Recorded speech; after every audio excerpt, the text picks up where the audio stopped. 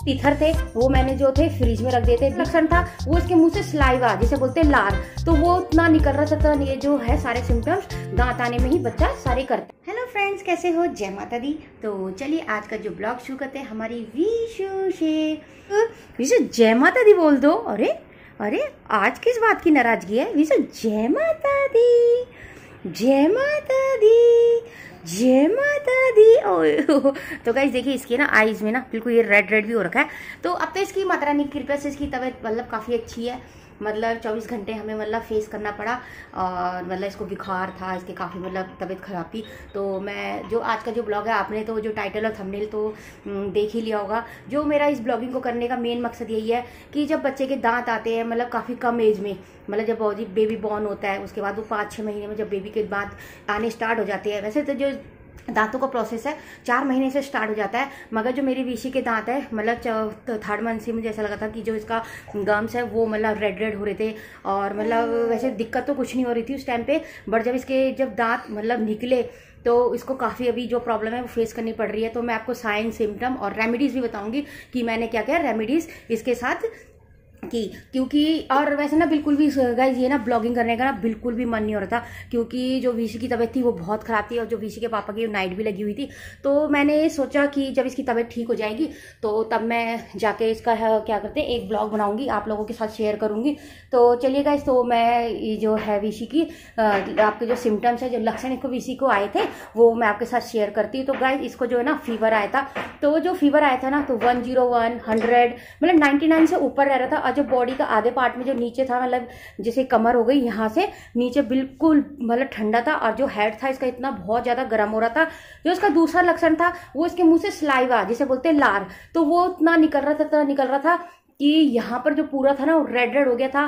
तीसरा लक्षण था जो इसके गम्स थे वो बिल्कुल स्वेल हो गए थे, स्वेलिंग आ गई थी, उनमें सूजन आ गई थी और बिल्कुल रेड हो गए थे गम। और चौथा लक्षण इसका सबसे मेन इंपॉर्टेंट था, जैसे ये फीड ले रही थी उस तरह से ये बिल्कुल भी फीड नहीं ले पा रही थी, इसको बहुत प्रॉब्लम हो रही थी। तो इसका ये चौथा लक्षण था। और जो इसका 5वां लक्षण यही था कि जैसे इसकी एक्टिविटी थी ना, जैसे जैसे पहले बच्चा खेलता है कि हाँ मतलब जैसे कुछ भी मतलब आप उसको फीड करा रहे हो उसके बाद आप उसको छोड़ देते हो तो वो आराम से बच्चा किसी के पास भी रह लेता है, मगर बच्चा किसी के पास भी नहीं जा रहा था और आप ही के पास रहेगा। और मतलब इसको काफ़ी मतलब प्रॉब्लम हो रही थी। और इसका जो हेड था इतना गर्म हो रहा था, ये इतना गर्म हो रहा था कि जो ऐसे ही था, देखिएगा अभी भी थोड़ा सा ऐसे रख रही है हेड और मतलब अब तो फिर भी थोड़ा सा मतलब अब उठाने लगी है, मगर ऐसे करके ये आराम से ही करके सो जा रही थी। तो इसका यही लक्षण मतलब मुझे इसके मतलब मेन जो सिम्टम थे यही वाले दिखे। और गाइज तो मैंने इसमें जो क्या क्या ट्रीटमेंट लिया, सबसे पहले तो जब इसका ऐसा कुछ हुआ, मैंने लास्ट वीडियो भी अपलोड की थी, उसमें बताया था कि हम डॉक्टर के पास गए थे। तो उस टाइम मुझे लगा कि ये क्रॉलिंग कर रही है तो उस वजह से ये जैसे नीचे रख रहे रो रही है, तो मगर ये रो नहीं रही थी। इसका एक्चुअली में वही दांत का इसका प्रॉब्लम आ रहा था। और जो लास्ट सिम्टम यही था कि ये बहुत ज्यादा मतलब इसको बहुत ज्यादा रो रही थी, मतलब चुप नहीं हो रही थी। आप नीचे भी रखोगे तब भी चुप नहीं रहेगी, ऊपर भी रखोगे तब भी चुप नहीं रहेगी, गोदी में भी चुप नहीं हो रही थी। मतलब एक टाइम तो ऐसा लगेगा मतलब कि बच्चे को कहीं चोट तो नहीं लग गई, कुछ तो नहीं हुआ, मगर नहीं गाइस ये जो है सारे सिम्टम्स दांत आने में ही बच्चा सारे करता है। तो इसकी जो मैंने मतलब आपको रेमेडीज बताती हूँ कि मैंने क्या क्या रेमेडीज यूज की थी। तो गाइस जो इसके टीथर थे वो मैंने जो थे फ्रिज में रख दिए थे। बिल्कुल आपको सबसे पहले क्या करना है, फर्स्ट ऑफ ऑल जो टीथर्स है उनको गर्म पानी में निकाल लेना है और फिर उसके बाद किसी भी बाउल में जो आपका साफ बाउल होगा उसमें रख देना है फ्रिज में। और जैसे ही बच्चा मांगेगा उसको पकड़ के यूं बच्चे को पकड़ाना है। अगर बच्चा नहीं पकड़ पाएगा, उस टाइम पे बच्चा नहीं पकड़ता है तो आप ही को लगाना है। सेकंड रेमेडीज मैंने यही थी कि जब इसको बुखार आ रहा था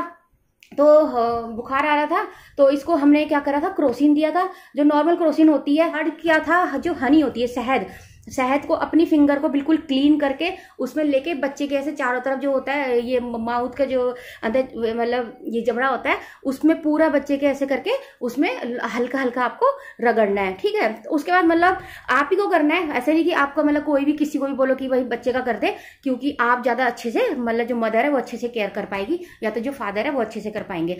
और जो इसका मैंने बस ये 3 जो इसकी जो रेमेडीज थी वही अपनाई थी। और चौथी थी कि जैसे बहुत ज्यादा मतलब रो रही थी, कर रही थी, तो जो इसकी नाभि होती है उसके आसपास मैंने थोड़ा सा ना मसाज कर रही थी। और मसाज करके इसको थोड़ा सा रिलीफ मिल रहा था। और फिर और एक और मैंने की थी, हाँ, जैसे आप घर में कोई भी जैसे तेल यूज कर रहे हो, नारियल का, सरसों का, मतलब हिमालय का, जॉनसन का, मतलब कोई सा भी आप कोई भी तेल यूज कर रहे हो अपने बच्चे के लिए, तो वो बच्चे की सर में अच्छे से यूं करके पूरी मसाज करनी है। और मसाज करने के बाद उसका बच्चे का हल्के से प्रेस करना है, ज्यादा तेज नहीं प्रेस करना। एक सेकेंड इस तरह मसाज करनी है, हल्के हाथों से करनी है, 3-4 बार करनी है।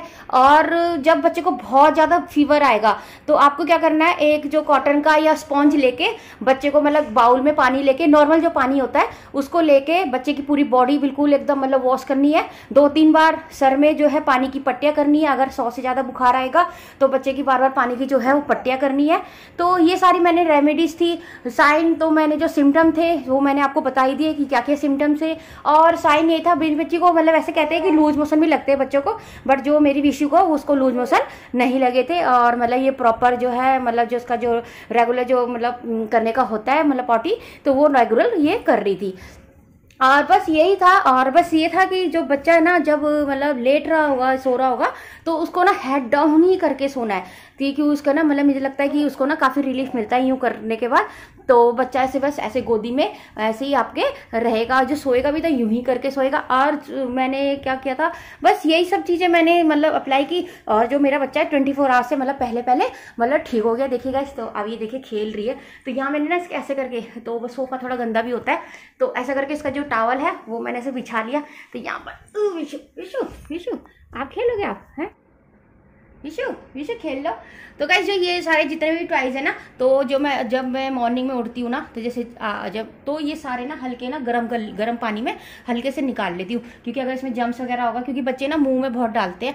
हाँ, इसका एक और सिम्टम ये था कि बार बार ना जो फिंगर थी वो बार बार मुंह में इंसर्ट कर रही थी और चबा रही थी। जैसे कोई भी चीज़ दे रहे थे तो आप ये मुंह में ही डाल रही थी बच्चा।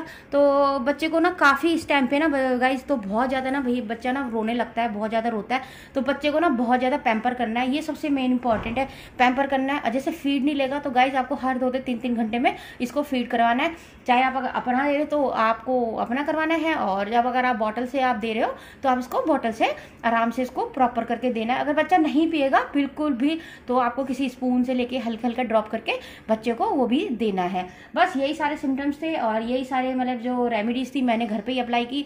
और गाइस, अगर जैसे बच्चा अगर 24 घंटे के बाद भी आपको लगता है 24 घंटे के बाद अगर आपको लगता है कि आपका जो बच्चा है वो मतलब अभी भी बहुत ज़्यादा रो रहा है उसका, तो उसको कोई और दिक्कत हो सकती है, तो आपको डॉक्टर के पास ले जाना है। और जैसे सिम्टम स्टार्ट हो तो उस पहले भी आप एक बार मतलब डॉक्टर से कंसल्ट कर सकते हो। जैसे आपका जो डॉक्टर होंगे उनके पास जाके कि मतलब ऐसी दिक्कत हो रही है, तो वो भी आपको अच्छे से समझा देंगे। तो यही वीडियो मतलब ये ब्लॉगिंग करने का मेरा मेन मकसद यही था, क्योंकि जो फैमिली ब्लॉग है तो मैंने सोचा काफ़ी जो मदर्स है उनको जो है इससे उनकी जो है प्रॉब्लम थोड़ी सी सॉर्ट आउट होएगी। और ये सारे जो है मेरी विशी के गर्मी में जो है ये सिम्टम्स सारे गर्मी में आए हैं, तो हो सकता है कि सर्दियों में कुछ और हो।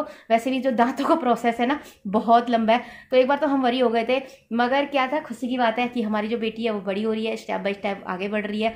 तो अच्छा लगा कि हमारे विशी के दांत मतलब टचवुड अच्छे से जो है वो 2 फर्स्ट जो बोलते निकल गए हैं। विशु जी। तो गाइस, हमारा जो है नेक्स्ट ब्लॉग जिसके बाद है वो अन्नप्राशन का रहने वाला है, क्योंकि हमने जो है पंडित जी से मुहूर्त निकलवा लिया है। तो अभी किसी भी टाइम पे मतलब पंडित जी ने 2-3 दिन हमें बताए हैं, तो जैसे इसकी तबीयत मतलब जिस हिसाब से जैसी रहेगी तो उस हिसाब से हम इसका अन्नप्राशन भी करेंगे।